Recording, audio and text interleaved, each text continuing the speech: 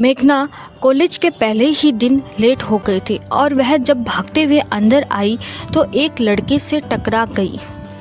टकराने की वजह से दोनों ही जाकर ज़मीन पर गिर गए, लेकिन वह लड़का इतना ज़्यादा खड़ूस था कि उसने मेघना की उठने में बिल्कुल भी मदद नहीं की, बल्कि अपना बैग उठाकर वहाँ से चल दिया।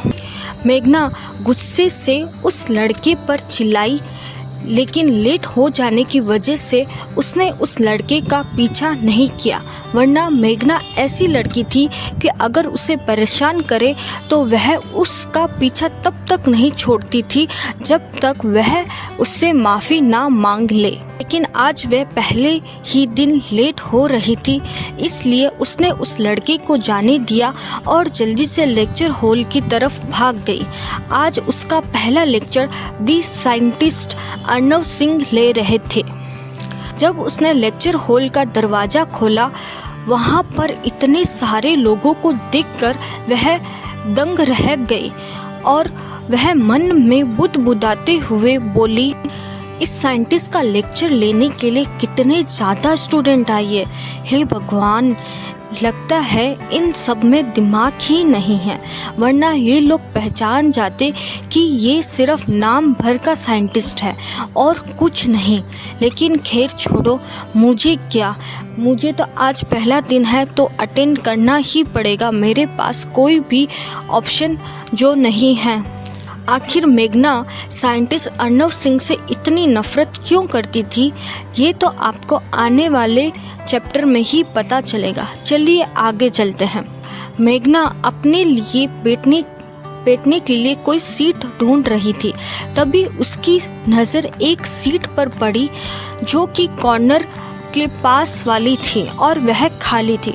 लेकिन जब उसने कॉर्नर पर बैठे एक लड़के को देखा और जब उसने गौर किया तब उसे मालूम हुआ ये तो लड़का वही है जो थोड़ी देर पहले उससे टकराया था। मेघना मन ही मन खुद से बोली, ये तो वही लड़का है जो थोड़ी देर पहले मेरे से टकराया था। ये भी इस साइंटिस्ट का लेक्चर लेने के लिए आया। हे भगवान, क्या मेरे लिए कोई दूसरी जगह खाली नहीं रख सकता था? अब मुझे क्या इस खड़ूस के पास बैठना पड़ेगा? नहीं नहीं, बिल्कुल नहीं। देखती हूँ कहीं और सीट मिल जाए।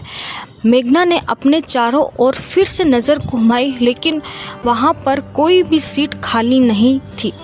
थक हार कर उसने बोला, अब तो मुझे उस खड़ूस के पास ही जाकर बैठना पड़ेगा। इतना बोलकर वह पैर पटकते हुए उधर की तरफ चली गई और उस लड़के के पास जाकर बोली, एक्सक्यूज़ मी, मुझे आपके पास वाली सीट में बैठना है, क्या आप थोड़ा साइड देंगे? किसी को बुलाता देख उस लड़के ने अपनी नज़रें ऊपर उठा कर देखा। मेघना, जिसने उस समय उसका चेहरा इतने ध्यान से नहीं देखा था, लेकिन अब जब उसने उसका चेहरा ध्यान से देखा तो वह देखते ही रह गई। वह खुद में बड़बड़ाते हुए बोली, कितना हैंडसम है यार ये लड़का, और इसका चेहरा तो देखो, एकदम परफेक्ट। कोई इतना परफेक्ट कैसे हो सकता है? इतना परफेक्ट चेहरा होने के बावजूद ये लड़का कितना खड़ूस है। थोड़ा अगर ये मीठा बोल लेता तो इसकी मैं दीवानी हो जाती। तभी उसके कानों में आवाज़ पड़ी, तुम यहाँ पर नहीं बैठ सकती। अर्णव ने अकड़ कर और गुस्से के साथ बोला। ये सुनकर मेघना को भी गुस्सा आ गया और वह गुस्से से देखते हुए बोली, और मैं यहाँ पर क्यों नहीं बैठ सकती?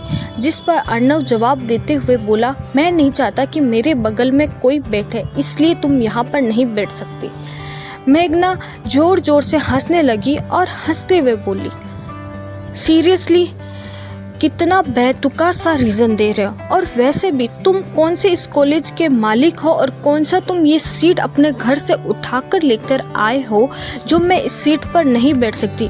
और बाय द वे, मैं तुम्हें बता दूं कि मैंने तुमसे बिल्कुल भी परमिशन नहीं मांगी है, तो चुपचाप यहाँ से साइड हटो और मुझे बैठने दो।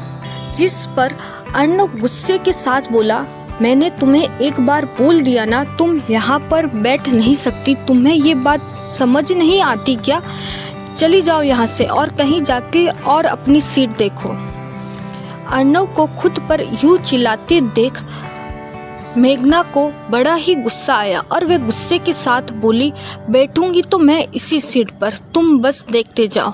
लेकिन अर्णव ने उसकी बात को अनदेखा कर दिया क्योंकि वहाँ पर जगह ही नहीं थी। अगर जब तक वह खड़ा नहीं होता तब तक अंदर की तरफ कोई भी नहीं जा सकता था। इसलिए उसने मेघना को अनदेखा किया और अपने फ़ोन स्क्रीन पर देखने लगा। मेघना ने अपना बैग उस सीट पर फेंका और ज़बरदस्ती अंदर घुसने की कोशिश करने लगी। अर्णव को बिल्कुल भी उम्मीद नहीं थी कि मेघना ऐसा कुछ करेगी।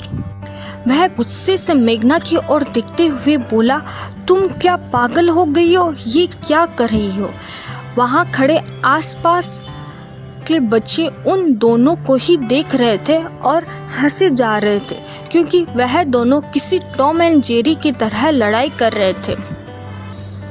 मेघना गुस्से से अर्णव को अंगुली दिखाते हुए बोली, तुम्हें क्या समझ नहीं आया? मैंने तुम्हें बोला ना मुझे उस सीट पर बैठना है। अब तुम उठ नहीं रहे तो मेरे पास यही लास्ट ऑप्शन बचा है, मुझे अंदर जाने दो। अर्णव ने गुस्से से उसे घूरा, लेकिन तभी उसकी नज़र अपने आसपास के लोगों पर गई जो उन दोनों को देखकर हंसे जा रहे थे और बातें बनाए जा रहे थे।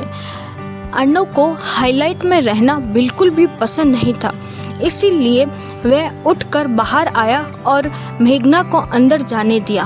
मेघना जल्दी से अंदर जाकर अपनी सीट पर बैठ गई। अर्णव भी अपनी सीट पर आके बैठ गया। मेघना खुश होते हुए और मुस्कुराते हुए बोली, देखा मेघना का कमाल, जब मेघना बोल देती है मुझे ये चाहिए तो वो उसे मिलकर ही रहता है। जिस पर अर्णव उसे घूर कर देखे जा रहा था, लेकिन उसने उसे पलट कर कोई भी जवाब नहीं दिया। मेघना अर्णव की ओर देखते हुए बोली, खड़ूस कहीं का, अब देखना आगे से अगर मेरे साथ पंगा लिया तो इसके साथ मैं क्या क्या करती हूँ। अपने बारे में ये सुनकर अर्णव को बड़ा ही गुस्सा आया और वह गुस्से में मेघना की ओर देखते हुए बोला, क्या तुमने मुझे अभी अभी खड़ूस बोला? जिस पर मेघना सरेआम मुकरते हुए बोली, क्या मैंने खड़ूस? नहीं तो, मैंने तो ऐसा कुछ बोला ही नहीं। जिस पर अर्णव चिढ़ते हुए बोला, मैंने अभी अभी सुना तुमने मुझे खड़ूस बोला। जिस पर मेघना हंसते हुए बोली, अरे बोला भी तो भी क्या, मैंने तुम्हारा नाम लिया, मैं तो तुम्हें जानती भी नहीं तो मैं तुम्हें खड़ूस क्यों बोलूँगी। आखिर मेघना कह भी तो सच रही थी। अब अर्णव की बोलती बंद हो गई। वह चाहकर भी इस लड़की को अब कोई जवाब नहीं दे सकता था। वह मन में बुदबुदाया, बस 1 घंटे का लेक्चर ख़त्म हो और मैं यहाँ से जाऊँ, वरना ये लड़की आज सुबह से मेरा दिमाग ख़राब कर रखी है। पहले तो मुझसे टकरा गई और अब यहाँ पर मेरे साथ लड़ाई कर ली। हे भगवान, आज मैं किसका चेहरा देखकर घर से निकला था? शायद बाबा का चेहरा घर से देखकर निकला था। और फिर अर्णव अपनी फ़ोन स्क्रीन पर देखने लग गया। मेघना ने जब तिरछे नज़रों से अर्णव को देखा और उसकी फ़ोन स्क्रीन पर देखा तो उसने देखा कि अर्णव साइंटिस्ट अर्णव सिंह के बारे में देख रहा था। जिस पर मेघना चिढ़ते हुए बोली, लो एक और अर्णव सिंह का चमचा। इतना बोलकर वे गुस्से से आगे की ओर देखने लगी। दरअसल अर्णव यानी अर्णव खन्ना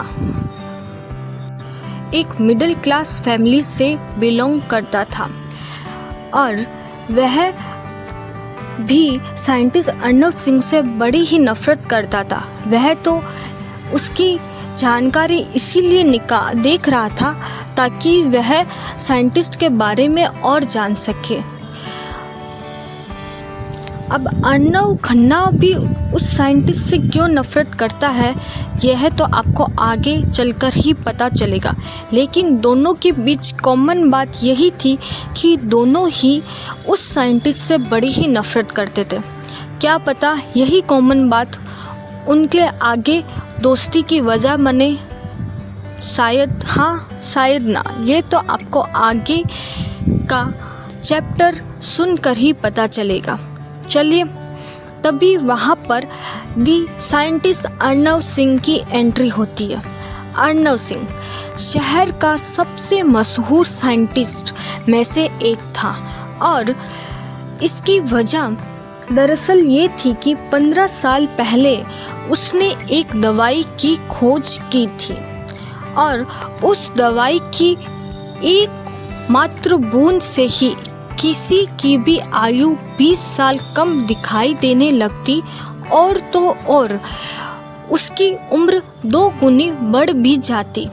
साइंटिस्ट की इस डिस्कवरी के बाद वह रातों रात बहुत ही ज़्यादा मशहूर हो गया।